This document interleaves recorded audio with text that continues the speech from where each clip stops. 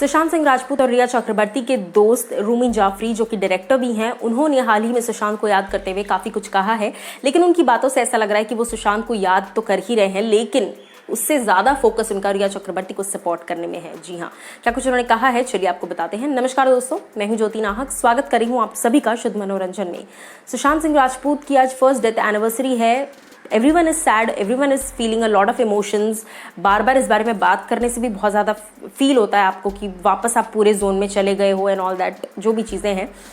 But जहाँ हर इंसान अपने अपने तरीके से अपने अपने जज्बात से सुशांत को याद करने की कोशिश कर रहा है, अपने अपने तरीके से एक्सप्रेस कर रहा है। वहीं रूमी जाफरी हाल ही में सुशांत को लेकर बात करते हुए कहते हैं कि आज भी उसके पुराने मैसेजेस पढ़ता हूँ, उसका नंबर डिलीट करने का दिल नहीं करता।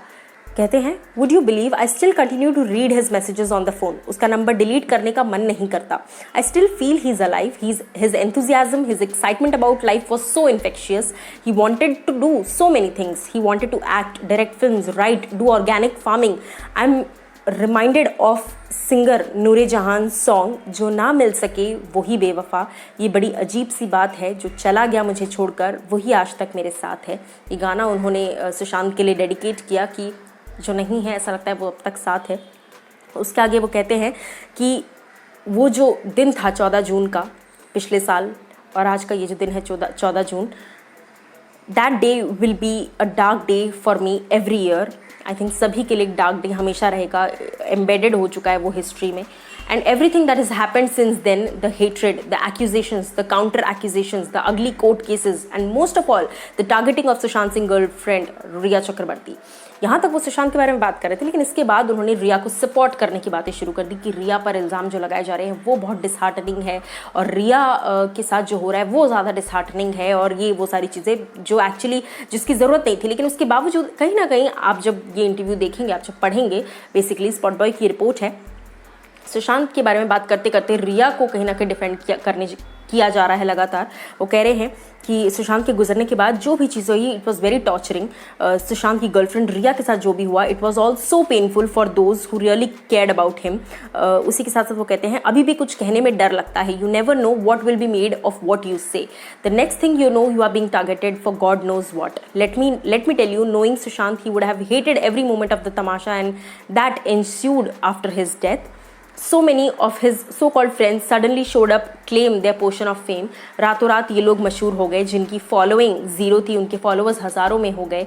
In death Sushant made so many rich and famous, यानी कि सुशांत के गुजर जाने ने भी बहुत लोग को फेमस बना दिया। रिया के बारे में बात करते हुए वो कहते हैं, हर life and her family life has ruined. The girl kept her dignity and look at the irony. Now she is being selected by the Times Group as the most desirable. Last year she was vilified, abused, called a murderer. The most desirable has become most undesirable. इस तरीके से बहुत सारी आयरनीज़ के बारे में वो बात कर रहे हैं, और ये भी कह रहे हैं कि रिया के साथ जो कुछ हुआ वो काफ़ी ज़्यादा गलत था, और सुशांत की जो ट्रेजेडी थी ये हमेशा ही पेनफुल रहेगी। It's very painful to see people cashing in on someone's tragic death instead of mourning the loss. यानी कि सुशांत के चले जाने की वजह से लोगों को सैड फील करना चाहिए था, लेकिन लोगों ने उसके जाने के बाद तमाशा बना दिया।